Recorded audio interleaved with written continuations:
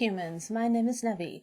Let's talk witchcraft. This here video is me fleshing out how I incorporate color magic and more specifically spell work into my cording, not just with Lolita fashion, mainly with that, but in general. I basically incorporate what we're going to call fashion magic into my practice because sometimes I want to set an intention and I don't have the time or energy to bust out a taper candle and write an incantation. I am Wiccan and have considered myself such for 8 years. I have a lot of references, basically encyclopedias, on magical associations of food, crystals, etc. that I always reference when decorating anything, but especially putting an outfit together.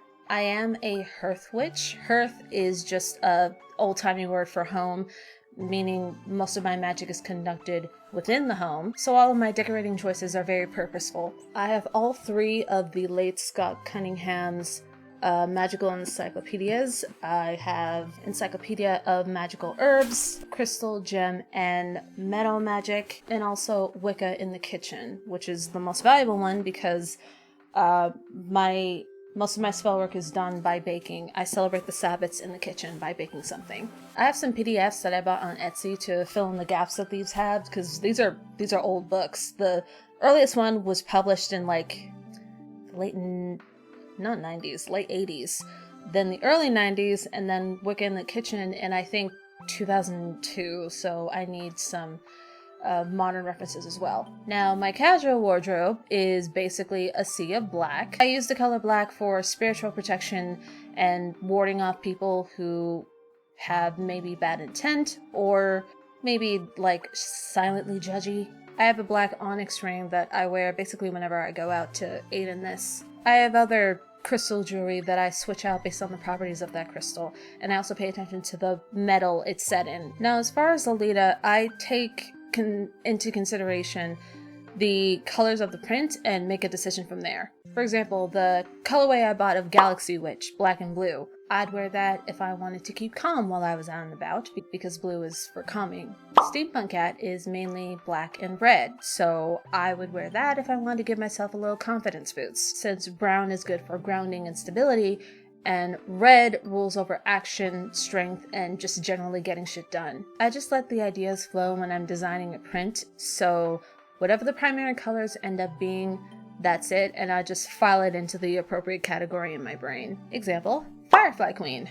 The primary colors I used for this dress are white and gold. White can symbolize purity, spirituality, that ballpark. It's also literally a blank slate, so it can sub for any other color you actually want, but don't have. While the color gold is used for wealth, success, luxury. So if I'm going somewhere and want to feel especially powerful, I'll wear that. Another example, Dragonwing. The main color for this is purple. The color purple also symbolizes wisdom, spirituality, and intuition. Very high priestess. So I would wear this if I was going to maybe somewhere new and I wanted to give myself an intuitive boost to scope the place out, like a new group of people. Unless I'm super nervous, then I'd probably go with blue.